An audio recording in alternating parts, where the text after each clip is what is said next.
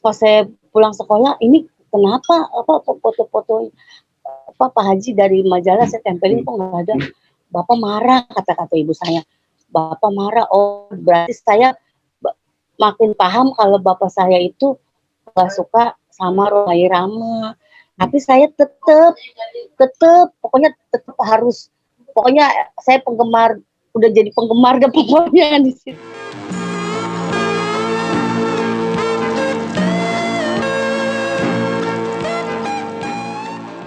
Masya Allah, subhanallah.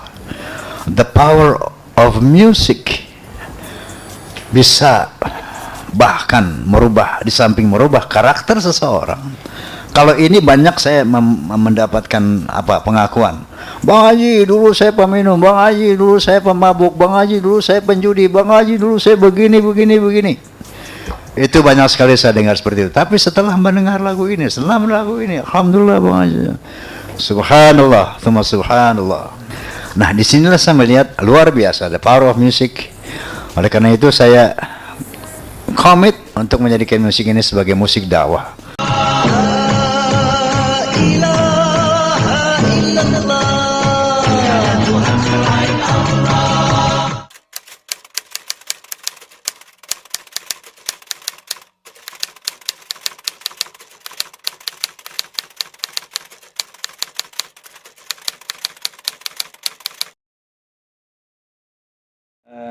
Dalam kesempatan ini saya akan menyuguhkan edisi khusus tentang orang-orang yang kemudian terinspirasi dan menjadi berubah karena karya-karya Rhoma Irama. Dan narasumber saya saat ini istimewa sekali. Ini juga menjadi satu narasumber yang saya angkat atau saya masukkan dalam disertasi saya, di mana dalam penelitian saya ada satu bab yang khusus mencari sosok atau orang personal atau komunitas yang kemudian dia berubah karena karya-karya Rhoma Irama atau terinspirasi oleh Rhoma Irama. Dan kali ini istimewa, walaupun saya hanya bisa melakukan wawancara melalui virtual, karena dalam situasi pandemi, kita sapa narasumber kita. Assalamualaikum warahmatullahi wabarakatuh. Apa kabar Mbak Elisa? Baik. Assalamualaikum warahmatullahi wabarakatuh. Mbak Elisa, apa kabar? Waalaikumsalam warahmatullahi wabarakatuh. Alhamdulillah baik, Pak Dokter. Insya Allah, ini lama nggak ketemu ya. Itu. Iya. Terima kasih dulu sudah berkesempatan ya jadi narasumber saya dalam penelitian disertasi saya. Salah satunya Mbak Lisa yang kemudian punya cerita religius yang luar biasa, mendapatkan hidayah karena lagu-lagu Rhoma Irama. Nah, kali ini saya ingin wawancara khusus nih, ingin tahu pengalaman seperti apa sih kisahnya saat itu, sehingga Mbak Elisa tergerak sampai pindah akidah, mendapatkan hidayah karena sebuah lagunya Rhoma Irama gitu. Coba bisa diceritakan Mbak Lisa seperti apa ini? Iya, betul. Dulu kan keluarga saya itu semua beragama ya. Bapak saya itu yang fanatik. Jadi saya kecil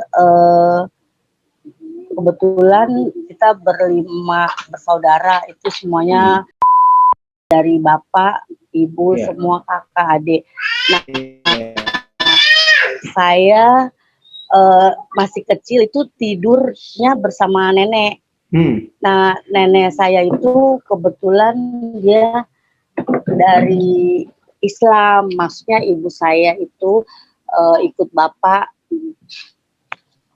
masuk agama karena dulu zaman dulu kan tahun berapa itu Pak kira-kira itu? Dulu ibu saya nikah katanya sama bapak saya itu umur 12 tahun pas saya. 12 tahun. Nikahnya umur 12 tahun ya. Iya. Mudah sekali ya. Jadi ibu saya itu nikah masih kecil, bapak saya seorang duda gitu pas saya. Ya dari Flores pokoknya fanatik. Nah waktu itu sih ibu saya cuman ikut-ikut beda agama aja zaman dulu gitu pas saya. Cuman anak-anaknya bapak harus, maksudnya bener-bener itu dibaptis lah semua gitu. Nah saya kecil saya tidurnya sama nenek.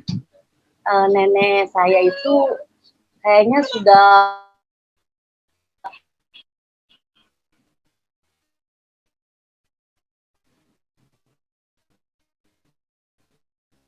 penggemar. Pertama kali dengar itu lagunya Pak Haji Oma, itu lagu Kerinduan. Oh, Kerinduan. Oke. Kelas 3 SD. Jadi setiap soundtrack film Darah Muda itu Kerinduan. Iya. Setiap saya mau tidur itu nenek selalu muterin lagu-lagu Pak Haji kelas 3 SD. Nah, tapi sebelum itu sudah kenal nggak? Sosok Romai Rama itu sudah tahu nggak? Belum. Jadi saya cuma dengerin aja dari radio yang nenek setel itu. Ada di pas ada di dekat kepala saya gitu, deket bantal. Itu saya dengerin tuh pertama kali saya denger itu, yaitu lagu Kerinduan. Dan seterusnya itu. Jadi saya ini lagu maksudnya musiknya ini kok enak gitu, maksudnya Romai Rama gitu ya. Jadi saya pengen tahu aja gitu. Tiap malam jadi setel muter-muter lagu Pak Haji aja gitu dari. Terus saya diajak nonton filmnya sama nenek. Kata nenek nonton pertama kali saya nonton itu film Berkelana. Berkelana, oke. Berkelana 1, Berkelana 2. Berkelana 1 itu jam 9 malam, jam 12 malam pas saya. Layar tancap atau di bioskop ini? Enggak, di bioskop. Di bioskop. Bioskopnya itu di Jembatan 2, daerah Jakarta Barat. Oke. Jadi saya nonton jam 12 malam pas saya. Ingat nggak tahun berapa itu? Tahun berapa itu? Tahun 80-an, saya kelas 3 SD. Saya naik beca, inget banget gitu. Masuk jam 12. Saya udah ngantuk-ngantuk, kata nenek, ayo nonton film Oma, katanya. Kan maksudnya saya udah denger dari radio, jadi saya diajak nonton filmnya gitu. Nah dari situ saya maksudnya jadi gimana gitu, jadi suka gitu. Nah jadi saya SD, nah saya cari tahu tuh semua dari gambar-gambarnya dari koran. Pokoknya saya pulang sekolah kayak apa, saya ngelihat ada koran yang ada berita Roma, terus saya beli pakai uang apaan aja. Pengen tahu beritanya atau siapa si Romai Rama itu gitu ya. Iya pas saya. Nah pas saya pokoknya banyak udah lagu-lagu Pak Haji. Nah, sampai saya SD SMP saya paham pas lagu La Ilaha Illallah itu. Saya SMP pas saya kelas 1. Oh, SMP, dengar ke lagu La Ilaha Illallah itu. Jadi di samping saya tetap memahami tetap pokoknya patuhi aturan Bapak masuk. Tapi tetap saya setia gitu, maksudnya tetap dengerin lagu-lagu Roma. Sama sampai film-filmnya juga hampir semuanya saya tonton dari bioskop sama nenek gitu, maksudnya diajak. Nah, pas SMP saya dengerin lagu La Ilaha Illallah itu di belakang sekolah ada muterin lagu-lagu soneta. Terus saya sampai salah satunya lagu La Ilaha Illallah itu salah satunya. Iya kebetulan yang nyetel itu Bapak Guru ama. Saya ingat di SMP itu di Jakarta Barat juga. Nah saya pahami lagu-lagu La Ilaha Illallah. Nah pokoknya sebenarnya lagu La Ilaha Illallah itu saya dengar udah lama, cuman saya memahaminya pas SMP pas saya gitu. Oh gitu. Pas berusaha memahami maknanya di saat SMP. Iya, sering dengernya mah dari masih SD, cuman ya sekilas denger, cuman pas SMP saya baru Tuhan selain Allah, saya bilang dalam hati. Terus siapa itu yang Tuhan saya selama ini saya itu gitu dalam hati aja. Iya, jadi itu saya berkecamuk di hati itu. Tapi bapak saya itu dia emang nggak suka sama Romai Rama. Nggak suka? nggak suka, pokoknya dia benci sama yang Kenapa coba? namanya Kalau Romi boleh Rama. tahu bencinya itu kenapa yuk? Saya nggak pernah tanya ya, cuman kata ibu saya, eh, kalau kamu dengar-dengar lagu Romi Rama, bapak suka marah. Lah emang kenapa, kata saya? Tahu, dia katanya nggak suka sama Oma Irama, mungkin karena Pak Haji itu banyak lagu-lagu Islam kali ya. Lagu-lagu Takut dakwah saya ya. terbawa kali. Oh, Iya, mungkin itu gitu faktornya. kali. Oke, terus? Iya. Terus saya SMP, pokoknya saya kaset beli apa majalah gitu. Pernah itu saya tempelin di dinding kamar. Mm-mm. Terus pas saya pulang sekolah udah dirobek-robek sama bapak saya. Ya Saya Allah. jadi foto Pak Haji itu udah dirobek-robek sama bapak saya, tuh saya diomelin. Katanya nggak Kata-kata usah apa yang dengerin. teringat? Uh, Pas saya pulang sekolah, ini kenapa foto-foto Pak Haji dari majalah saya tempelin kok nggak ada? Bapak marah, kata-kata ibu saya. Bapak marah. Oh, berarti saya makin paham kalau bapak saya itu nggak suka sama Rohai Rama. Tapi saya tetep pokoknya tetep harus, pokoknya saya penggemar, udah jadi penggemar dan pokoknya di situ. Ingat nggak Mbak Lisa kata-kata apa yang disampaikan oleh bapaknya waktu itu? Marah itu. Katanya gini, pokoknya saya nggak mau kamu suka dengerin dan nonton filmnya Rhoma Irama, kata dia, kata bapak. Udah saya nggak bisa ngomong karena bapak saya galak, saya takut. Jadi depan bapak saya nggak mau nyetel lagu-lagu Pak Haji atau filmnya. Tapi setelah bapak saya kerja, saya baru nyetel musik gedenya gitu Pak saya. Karena ada larangan itu dari bapak. Katanya, saya nggak mau kamu masuk Islam seperti kakak kamu gitu. Jadi takutnya saya terbawa masuk Islam seperti kakak saya yang sudah duluan masuk Islam Pak saya. Gitu, karena kata ibu saya, iya karena Rhoma Irama lagunya banyak kan berbau Islam. Nah alasannya begitu bapak saya ngomong ke ibu saya, tapi ibu saya nyampein ke saya gitu. Kalau ibunya mendukung nggak Mbak Lisa senang sama Pak Haji itu mendukung? Iya, ngedukung saya. Dia juga suka Pak saya. Dia suka nonton filmnya Rhoma Irama sama saya ngumpet-ngumpet. Kalau bapak. Terus kalau ibunya itu agamanya sama dengan bapak ya agamanya? Beda. Kalau ibu agamanya apa ibu? Ibu Islam, maksudnya beda Islam, agama sama bapak saya, agama. tapi anak-anaknya diharuskan agama gitu Pak saya. Iya. Nah ibu saya juga penggemar Irama. Saya kalau nonton filmnya itu sama ibu saya tuh sewaktu bapak saya kerja. Jadi saya ngumpet-ngumpet nontonnya karena udah larangannya ya keras begitu bapak. Oke. Nah terus saya itu lagu yang saya bilang la ilaha illallah itu semakin saya dengar SMP SMA gitu ya, maksudnya kok apa bener, pokoknya saya pelajari itu tiada Tuhan selain Allah. Terus yang saya itu maksudnya agama saya anut ini gitu Pak saya. Jadi saya tetap itu sampai saya nyari-nyari alamat rumahnya Oma Irama tuh kelas 3 SMP. Ya Allah. Saya bolos sekolah. Pokoknya saya pakai uang buat SPP, saya buat ongkos ke rumah Pak Haji. Saya beli kaset uang SPP saya pakai. Memang rumahnya Mbak itu di mana waktu itu? Di daerah waktu mana? Itu saya udah SMP kelas 3, rumah saya di daerah Kemanggisan. Selipi. Kalau rumah Pak Haji saat itu di mana? Di Pondok Jaya. Saya tahunya di Pondok Jaya. Iya. Saya ke rumah Pak Haji tahun 89. Itu udah 89. Di Pondok Jaya. Iya. Udah di Pondok Jaya. Nah, pokoknya saya keinginan buat masuk Islam sebenarnya dari SMP kelas 2. Cuman saya takut pas saya takut sama bapak yang fanatik.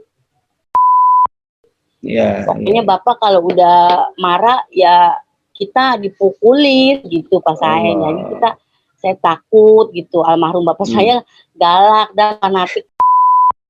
Terus pergulatan batinnya seperti apa itu setelah dengerin lagu La ilaha illallah, kemudian Iya, seperti yang Mbak katakan tadi, apapun pokoknya Tuhan itu satu, jadi gimana pergulatannya? iya, jadi pas saya dari SD itu setiap subuh kan suka ada yang ngaji di masjid ya, Ya, ya. sebelum azan. Nah itu saya udah ngerasain ya sedih aja, itu dari SD pas saya di batin saya udah kayaknya kok dengerin orang ngaji sedih aja di batin saya gitu, kayaknya pengennya nangis, nggak tahu kenapa.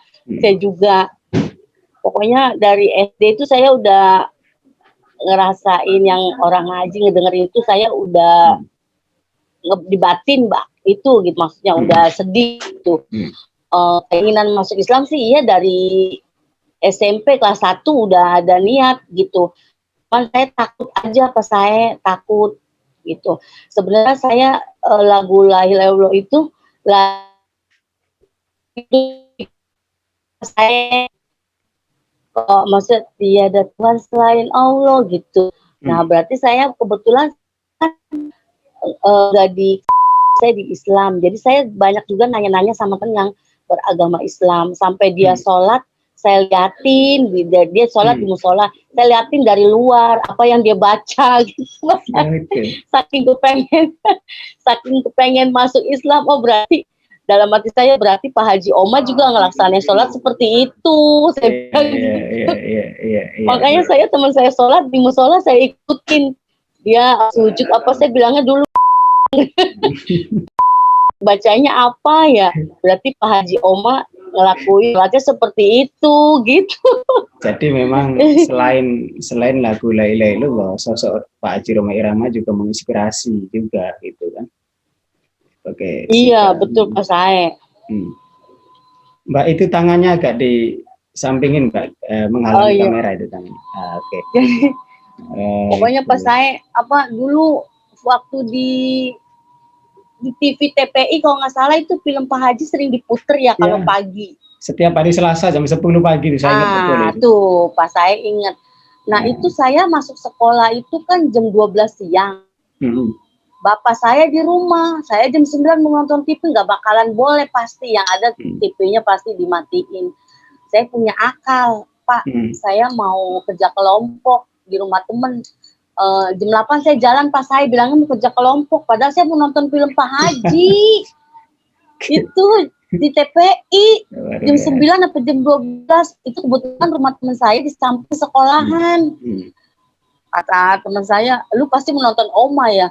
Iya, di rumah ada bapak gua nggak bisa nonton Pak, nggak bisa nonton Oma. Saya sampai bela-belain itu ke rumah temen nonton. Oke. 12 baru saya sekolah. Itu perjuangan yang luar biasa Mbak ya. Perjuangan kemudian ditentang oleh seorang ayah, itu tidak memutuskan untuk kemudian menonton film, menyukai lagu-lagu Pak Haji. Kemudian gimana sih proses kemudian Mbak Elisa mendapatkan hidayah itu dari perantara lagu, perantara seorang Rhoma Irama? Bisa diceritakan nggak proses sehingga memutuskan untuk pindah akidah?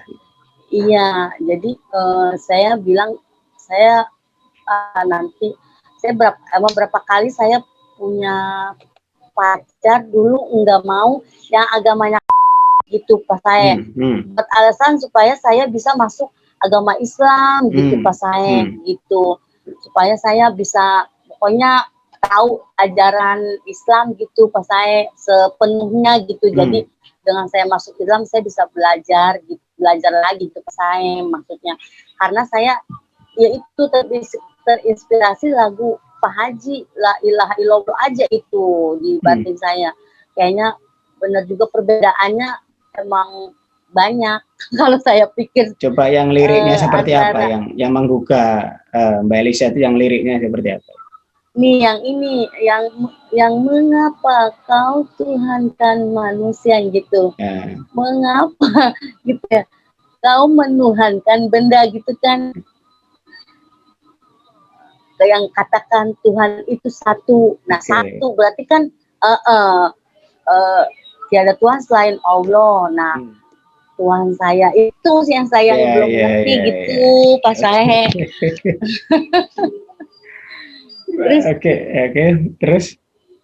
Ya, Jadi saya ada, aduh gimana caranya ya supaya gua masuk Islam gitu, saya dalam hati, sedangkan bapak saya nggak bakalan setuju gitu. Kakak saya masuk Islam aja dia stres, kakak saya yang pertama. Ya saya dapet hidayah juga kali dari Allah ya, karena dia tahu saya, batin saya juga. Oh iya, itu pertama sebelum subuh sudah dengar itu ngaji di masjid. Itu Saya saat suka udah ada batin gitu. Oke, saat masuk Islam itu kira-kira sudah apa masih SMP apa sudah SMA gitu? Aku masuk Islam tahun 95, sebulan sebelum saya menikah. Oh, artinya sudah lulus sekolah ya, SMA Pak? Iya, udah lulus sekolah pas saya. Saya sampai ke rumahnya Pak Haji di Tebet. Saya tahu dari pembantunya Pak Haji di Pondok Jaya. Kata dia ada rumahnya Pak Haji di Tebet. Nah, itu ada adiknya mereka. Dia katanya yang suka, pernah juga dia ngajak orang masuk Islam ke Pak Haji. Nah, saya tuh ke sana pas saya ke artinya Tebet. Ketemu Pak Haji itu masih belum Islam apa baru mau masuk Islam ketemu Pak Haji? Belum. Oh, belum. Saya ketemu Pak Haji, itu maksudnya ke rumahnya bolos-bolos masih sekolah, masih. Nah, saya ada niatan, ceritanya nih niatan sendiri, maksudnya coba mau nanya sama adiknya Bu Haji Pero yang di Tebet. Saya nanya sama Bang Om Jimmy, Om Jimmy, saya mau masuk Islam dong. Itu masih sekolah itu, saya masih ngomong seperti itu ke adiknya Veronica. Oh boleh kata dia, sama Pak Haji aja, Pak Haji Oma, kata si Om Jimmy. Terus kapan kan saya anterin gitu kata Om Jimmy. Tapi saya nggak ada keberanian karena saya takut bapak gitu pas saya. Saya takut bapak, saya kepengen masuk Islam sama langsung sama Pak Haji Oma gitu. Terus tapi nggak terlaksana. Enggak, saya tahun 95 sama orang Cipinang, Pak Ustadz udah meninggal. Tahun 95. Sayang ya, nggak kesampaian langsung disadarkan oleh Pak Haji Roma gitu.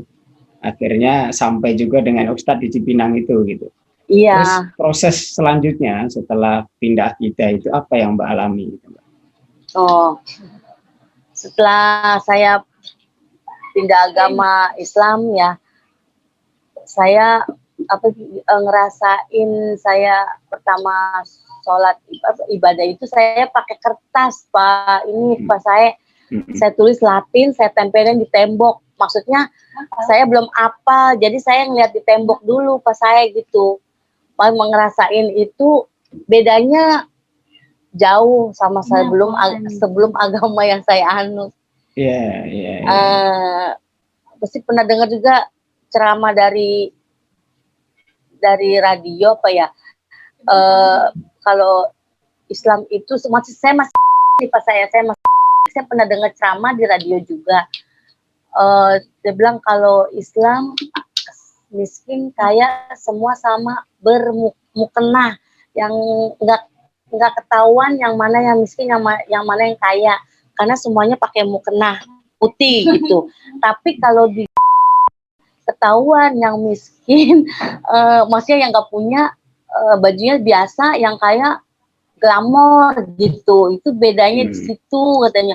Saya rasain iya benar juga pas saya terbayang masuk waktu saya masih bisa bedain mana yang kaya yang mana yang miskin kelihatan banget. Iya, dari pakainya udah kelihatan kalau.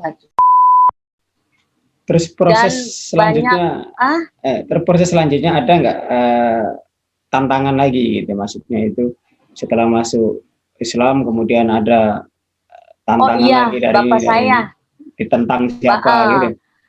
Semua saudara-saudara saya musuhin keluarga saya pas saya itu pokoknya bapak saya udah bilang itu semua akibatnya gara-gara suka dengerin lagu Roma Irama gitu, marah-marah bapak. Apa kan saya sudah bilang, mama saya domelin saya kan udah bilang Eli jangan sampai masuk Islam. Ini semua gara-gara lagunya Oma Irama. Kata ibu saya, emang udah jalannya kali, kata ibu saya. Tapi tetap Roma Irama disebut sama bapak saya. Masya Allah. Luar biasa. Pokoknya luar ini biasa semua, itu. iya. Nenek saya ikut disalahin, nenek saya ikut disalahin. Semua juga nenek katanya. Iya. Saya juga salah katanya. Kebanyakan sama neneknya katanya, nggak sama saya. Ya ini akibatnya katanya Eli masuk Islam lagi. Udah katanya nggak ada harapan saya. Saya denger gitu ngomong sama ibu. Dia kayaknya terpukul gitu. Jadi saya pernah nanya sama Pak Haji waktu sekilas di Pondok Jaya. Pak Haji, apa saya berdosa? Saya nentang orang tua masuk Islam, kata Pak Haji Oma. Oh enggak usah, kamu tenang aja. Saya tanya kayak gitu. Waktu itu saya diantar sama Teh Yanti. Mbak Yanti almarhum ya, insya Allah. Al-Fatihah untuk almarhum itu Mbak Yanti. Itu saya Mbak Yanti ke rumah Pak Haji. Pak Hajinya ada baru pulang. Kebetulan saya waktu itu lagi ada acara miladnya Forsa Sejati. Yeah. Nah, saya kasih buah-buahan ke Pak Haji, disuruh Bang Abung. Ini pertemuan dengan Pak Haji yang pertama kali. Yang pertama kali. Enggak, pertemuan pertama kali saya nanya soal saya pindah agama dan saya menentang orang tua, itu dosa enggak? Maksudnya itu pertanyaan yang saya pengen tanyain ke Pak Haji Oma itu udah lama banget. Akhirnya kesampaian. Tahun 2017 saya tanya ke Pak Haji. Tuh yang nganterin buah-buahan, kebetulan ya ada Pak Haji. Saya mau nanya itu. Saya nanya sekilas doang itu. Kata Pak Haji, enggak berdosa, udah kamu nggak usah takut. Udah segitu aja Pak Haji ngomongnya. Itu saya minta terima kasih banget sama Yanti itu. Sampai kayak saya dinanya itu jadi plong gitu saya. Kamu nggak usah takut. Kan tentang orang tua Pak Haji gitu. Ini saya masuk ngomong orang tuanya Mbak Eliza masih. Papanya masih sekarang. Meninggal tahun 99. Iya. Terus sudah berusaha menjelaskan nggak Mbak Eliza tentang alasan Mbak Eliza kenapa harus itu sudah sempat nggak? Waktu itu saya marah sih dia. Bapak marah, pokoknya mukanya nggak ada senyum-senyumnya sama saya. Karena saya sebulan setelah saya Islam, saya nikah. Bapak juga masih marah gitu. Pokoknya marah sampai dia nggak mau datang ke wakilin saya nikah. Katanya saya nggak mau. Maksudnya saya nggak mau datang, nggak mau jadi wali hakim apa dulu kalau lupa. Nah, dia nggak mau datang, tapi saya semenjak masuk Islam saya nggak bicara dengan bapak, saya takut. Maksudnya jadi nggak itu, maksudnya diem-dieman gitu pas saya. Jadi luar biasa ini ceritanya Mbak Eliza ya. Jadi terinspirasi, kemudian mendapatkan hidayah karena wasilahnya sebuah lagu La ilaha illallah dan seorang Roma Irama seperti itu. Bertahun-tahun pas saya lagu itu jadi pikiran di saya sampai saya. Apa sih yang jadi pikiran setelah dengerin lirik lagu lalu itu, apa yang terbayang di pikiran? Apa benar ya tiada Tuhan selain Allah, tiada Tuhan selain Allah, maksudnya Allah la ilaha illallah, tiada Tuhan selain Allah gitu. Saya ulang-ulang terus. Apa iya? Terus emang benar juga, maksudnya kok pada mendewakan patung. Nah, kedua saya yang nonton film apa tuh, saya cerita Pak Haji Oma. Iya, cerita film apa sih yang Pak Haji Oma? Film Raja Dangdut kok nggak salah ya? Iya. Udah lupa. Yang itu filmnya memang film Raja Dangdut itu. Iya kan, film Raja Dangdut film ya. Raja Dangdut, iya. Iya, itu saya nonton filmnya ya semakin semakin kuat yakin gitu pas ya, saya. semakin kuat, Iya. semakin yakin. Kemudian Dari ada nggak SD. kemudian Mbak Eliza itu karena ada goncang itu batinnya, kemudian ingin nanya sama orang ustadz apa kiai gitu tentang makna lagu itu, tentang benar nggak Tuhan itu satu dan lain sebagainya. Nanya. Iya, saya pernah nanya sama temen SMP tapi dia pinter ngaji gitu. Kata dia dulu, iya memang benar kata dia. Tiada Tuhan selain Allah. Allah apa Tuhan kita cuma satu, Allah Subhanahu Wa Taala gitu kata si teman saya itu. Nah saya nanya sama temen yang SMP, temen SMA, sampai temen kerja juga pernah saya tanya-tanya gitu. Iya ditanya, tapi yang satu agama yang Islam itu saya tanya. Itu sebelum saya masuk Islam, pas saya ya tambah yakin aja gitu, tambah yakin, oh berarti Pak Haji bikin lagu emang dari ayat Al-Quran ya Pak saya. Iya, betul sekali. Jadi luar biasa Mbak Eliza ini, menginspirasi semuanya ini. Cerita Mbak Eliza ini cerita yang fakta ya, kisah nyata yang Mbak Eliza alami sendiri, bagaimana kemudian mengalami suasana batin yang luar biasa ketika mendengarkan sebuah lirik. Pemirsa, sahabat saya semua, jadi ini sebuah contoh ya, contoh bahwa Mbak Eliza ini mengalami sesuatu yang luar biasa seperti awal sampai tadi diceritakan, bagaimana lagu La Ilaha Illallah itu bisa menginspirasi dia, bisa jadikan wasilah buat dia mendapatkan hidayah gitu. Dan closing statement ini Mbak Eliza, nggak terasa sudah 30 menit lebih ini kita ngobrol luar biasa. Ini salah satu alasan pemirsa kenapa Mbak Eliza ini saya jadikan narasumber dari dada disertasi saya, sebuah penelitian saya, bahwa begitu banyak orang atau sosok atau komunitas kemudian menjadi berubah, terinspirasi oleh karya-karya seorang Rhoma Irama. Kalau kali ini kita bersama Mbak Eliza pindah akidah, pindah agama karena lirik lagu Rhoma Irama, nanti juga akan saya tampilkan bagaimana orang menjadi sangat cinta sama orang tuanya karena dengarkan lagu Keramat, orang berhenti berjudi karena dengarkan lagu judi dan lain sebagainya. Mbak Eliza, ini closing statement ini, apa pesan-pesan Mbak untuk teman-teman Forosa seluruh Indonesia ini yang sedang menonton ini, silakan. Ya, pas saya satu lagi ya, pas saya ada satu lagi nih. Ya, apa itu? Pas saya tahu film Jaka Suara. Ya, tahu. Tahun 91 kalau nggak salah itu. Nah itu saya 91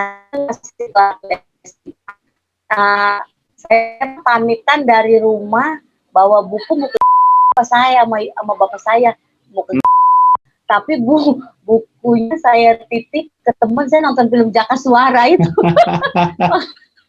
Karena film itu baru keluar. Saya buru-buru. Jadi saya bohongin bapak saya mau, padahal saya nonton film itu pas saya. Masya Allah. Jaka Suara. Mirip-mirip punya kenangan itu. Kalau saya bukan film Jaka Suara, Mbak. Film Nada dan Dakwah tahun 90 berapa? 3 apa itu ya? Saya waktu itu kelas 2, waktu masih SMA itu. Saya dikasih SPP oleh orang tua saya. Ketika film baru itu, Mbak, sehari itu kan diputar sampai 3 kali itu, jam 1, jam 3, jam 6 kayak gitu kan. Jadi itu duit SPP itu saya buat nonton itu film Nada dan Dakwah itu. Keluar, beli tiket lagi, keluar, begitu terus besoknya begitu. Sampai duit SMP saya alamin juga kayak gitu. Saya nggak boleh ujian semesteran saat itu di sekolah. Hari saya membuat surat pernyataan karena saya nggak bisa membayar SPP. Saya nggak memahami yang. Berarti bukan pas gitu. Saya aja ya, banyak juga ya. Iya saya pernah ngalamin juga waktu itu.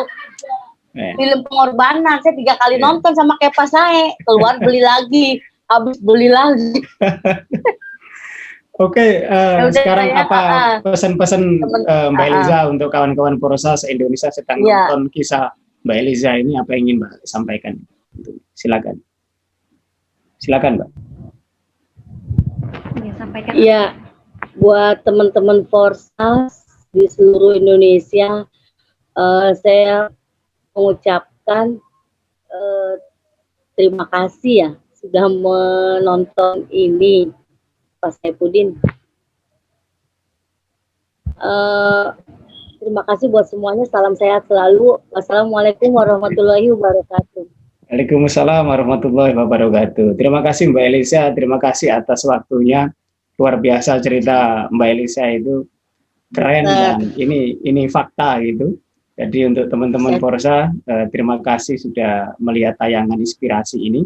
Sampai ketemu, sampai jumpa di episode yang lain dengan tayangan berikutnya.